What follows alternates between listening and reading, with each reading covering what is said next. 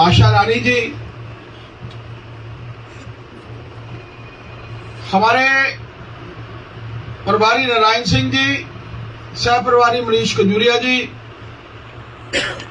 अध्यक्ष हमारे डीडीसी के केशव जी, उनके साथ बलवान सिंह जी जो उनके डिप्टी चेयरमैन है, पूर्व जिला के अध्यक्ष अमर सिंह जी, जगवीर चीकू जी, संजीव शर्मा जी जिनका आपने भाषण भी सुना,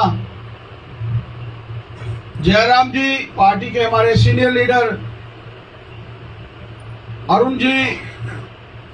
सोनिया ठाकुर जी हमारी महिला मोर्चा की अध्यक्षा, संतोष जी,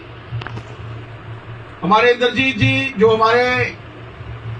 संगठन महामंत्री संगठन के तौर पर हमारा कार्य देख रहे हैं,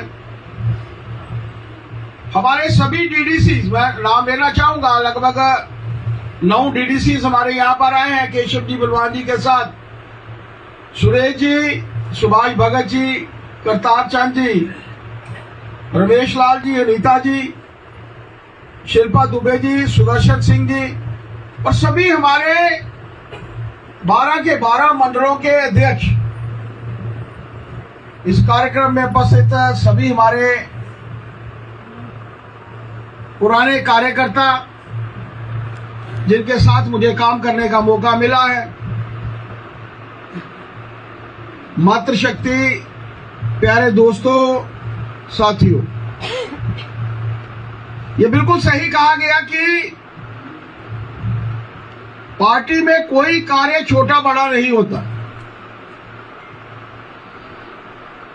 जो पद आपको मिलता है उस पद की गरिमा को हम लोगों ने मेंटेन करना होता है। आप कोई कार्य अगर आप लोगों को दिया जाता है, मुझे ध्यान है ओंकार जी, मैं महामंत्री बना था पार्टी का शमशेर सिंह जी के साथ, और आज जैसे आप लोगों ने स्वागत रखा है वैसे ही एक स्वागत समारोह शमशेर सिंह महाराज जी का मैंने अरेंज किया था, बिल्कुल बस स्टैंड के ऊपर। आप लोगों को ध्यान होगा, पुराने कार्यकर्ता है आप सब, 120 लोग होते थे, उसमें 120 कुर्सियां थी लगी हुई, वो 120 भरती थी। अब बिल्कुल बस स्टैंड के ऊपर था, 4 उठते थे, फिर 4 आके बैठ जाते थे, लेकिन वो 120 से ज्यादा लोग नहीं हुए। वो भी एक समय था कि जब भारतीय जनता पार्टी के बड़े कम कार्यकर्ता होते थे, बहुत कम लोग जो थे भारतीय जनता पार्टी के साथ जुड़ते थे। लेकिन आज जिस तरीके से बताया गया कि भारी मात्रा में मातृशक्ति, और मैं पहली बार देख रहा हूं, इतने समय से अंतराल से मैं यहां पर कार्यक्रमों में आशा जी आ रहा हूं, लेकिन ये आपका प्रभाव है कि अब उनको भी, मातृशक्ति को भी लगता है कि जिला अध्यक्षा के तौर पर, और खास तौर पर दूर शहर में तो थी मातृशक्ति, लेकिन एक दूर क्षेत्र में भी मातृशक्ति डीडीसी भी बन सकती है, जिला अध्यक्ष भी बन सकती है, और ये सोच सकते हैं हम लोग कि आगामी आने वाले समय में कोई बड़ा पदभार भी जो है वो मातृशक्ति को ऐसे क्षेत्रों से जो है वो दिया जा सकता है। बहुत अच्छा कहा गया कि कोई कार्य छोटा बड़ा नहीं होता। मुझे महामंत्री के बाद सेल्स का कार्य करने का मौका मिला, जहां जहां एक बात मान के चलिए, जो पद आप लोगों को मिलता है वो अपने आप में एक पार्टी है। आज अगर विश्व की सबसे बड़ी पॉलिटिकल पार्टी हम लोग बने तो ये मानकर चलिए कि इसके पीछे ये कार्यकर्ता है, ये जितना भी कार्यकर्ता यहां बैठे। आज इसलिए मैं जया जी से इसलिए बात कर रहा था कि मैं चाहता था कि मेरा प्रवास हर मंडल में हो, मंडल में जाकर वहां लोगों से जाकर रास्ते में स्वागत में मैं बता रहा था उनको कि इसमें अगर ये 100-150 लोग स्वागत के लिए खड़े हैं तो इसमें 100-125 लोग ऐसे हैं जो कभी पार्टी के कार्यालय में हमसे मिलने नहीं आएंगे। कोई बड़ा कार्यक्रम होगा, कोई चुनाव होगा तो वो आएंगे, लेकिन इसी कार्यक्रम में कभी ये हमें दिखाई नहीं देंगे। तो इनको मिलने के लिए कौन जाएगा? तो मेरे मन में यही था कि मैं हर मंडल में अपने अपने घरों में जाऊं, वहां पे लोगों से मिलूं, अपने अपने मंडल अध्यक्ष ये तय करें। और जब आप अपने अपने क्षेत्रों में जाकर अपनी बात रखेंगे तो ये मानकर चलिए कि वहां पर आपको वो लोग भी मिलेंगे जो कभी भारतीय जनता पार्टी के इस कार्यालय में कभी हो सकता है आ जाए, लेकिन जम्मू कश्मीर में जो था वो नहीं पहुंच पाई। तो इसलिए हमारी ये कोशिश होनी चाहिए, मंच पर आसीन जितने भी हमारे प्रमुख कार्यकर्ता यहाँ पर बैठे हैं, पुराने कार्यकर्ता भी हैं, गुप्ता जी हमारे जन्म से भी पहले भारतीय जनता पार्टी के साथ जुड़े थे, भारतीय जनसंघ के साथ भी ये रहे होंगे। इन लोगों ने ये उस समय में मैं बात कर रहा हूं कि जब बहुत कम लोग होते थे पार्टी में। 1953 का इतिहास हम सब जानते हैं कि भारत माता का तिरंगा फहराना भी जो था अपराध समझा जाता था। आप सोच सकते हैं कि एक पॉलिटिकल पार्टी तो दूर, जब आजाद भारत में आजादी के बाद भी भारत माता का तिरंगा जम्मू कश्मीर में हम लोग नहीं फहरा सकते थे। ज्यादा दूर नहीं है आपका क्षेत्र, हीरानगर का क्षेत्र, वहां पर 2 नौजवानों को सिर्फ इसलिए गोली मार दी गई कि वो भारत माता का झंडा फहराना चाहते थे। और ऐसे समय में हम सब कार्यकर्ताओं को जरूरत है लोगों के बीच में जाने की, आम जनता के बीच में जाने की। अगर आप देख रहे हैं तो इतना बड़ा साम्राज्य, विश्व की सबसे बड़ी पॉलिटिकल पार्टी बनना, और ऐसा समय जब 1984 में मात्र 2 सीटों के साथ भारतीय जनता पार्टी चुनकर आई थी। पहली बार 1980 में बनने के बाद 84 का चुनाव मात्र 2 लोग मेंबर पार्लियामेंट बनकर आए। आप सोच सकते हैं कि 414 एक बड़ी पार्टी, विश्व की सबसे बड़ी पार्टी उस वक्त कांग्रेस थी, 414 मेंबर पार्लियामेंट के साथ, और भारतीय जनता पार्टी के मात्र 2,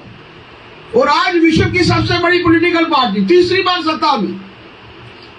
और विश्व में जो नरेंद्र भाई मोदी जी के नेतृत्व में नाम हुआ है, तो इसके पीछे कौन खड़ा है, उनके साथ कौन खड़ा है?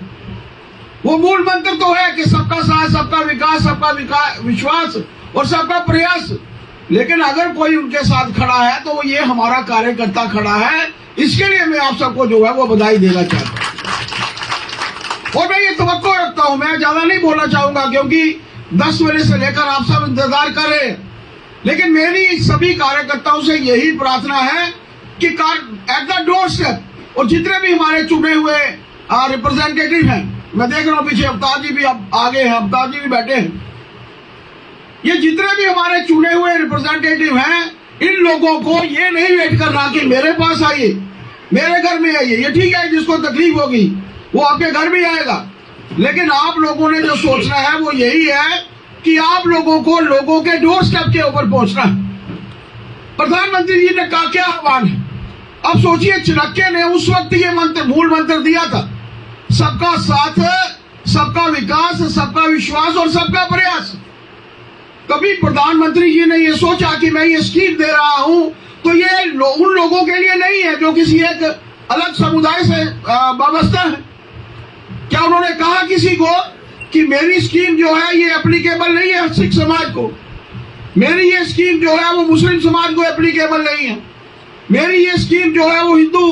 धर्म के लोगों के लिए एप्लीकेबल नहीं है? ये सभी लोगों को, क्योंकि जब आप सबका विकास करना चाहते, जब आपके लिए ये विश्व जो है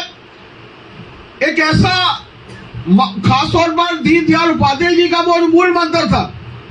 कि पंक्ति में खड़ा अंतिम व्यक्ति और एकात्म मानववाद, इस सोच को जब हम लोगों ने आगे बढ़ाना है तो हम सबको विश्व को एक यूनिट मानना होगा, इस विश्व में रहने वाले सभी लोगों को।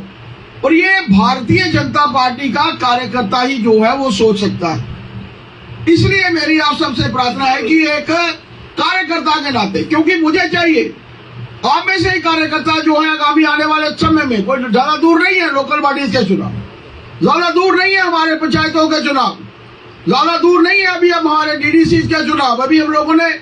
असेंबली के चुनाव जीते हैं। और इसके लिए मैं आप सबको बधाई भी देना चाहता हूं, क्योंकि जिस तरीके से और जितनी मेहनत के साथ,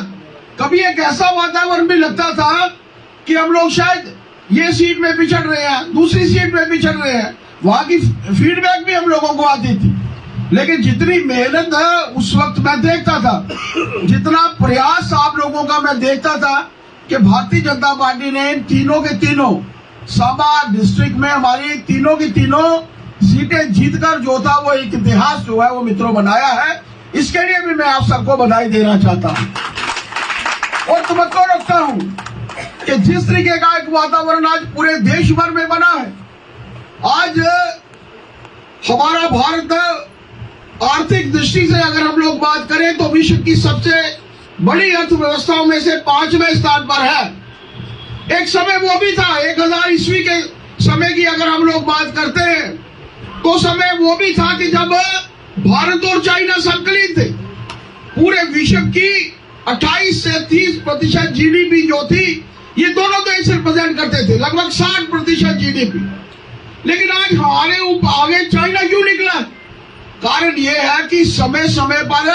भारतवर्ष में ऐसी सरकारें रही, उन सरकारों ने कभी देश के हित में काम नहीं किया। वो पॉलिटिकल पार्टीज अपने देश के हित के बारे में कभी नहीं सोचती। अगर वो सोचते थे तो अपने लोगों के बारे में सोचते थे, अपने बारे में सोचते थे, अपनी पॉलिटिकल पार्टीज के बारे में सोचते। और अगर हम लोगों ने भारतीय जनता पार्टी को चुना है तो भारतीय जनता पार्टी एक ऐसी पार्टी है जिसमें देश का हिस्सा प्रथम।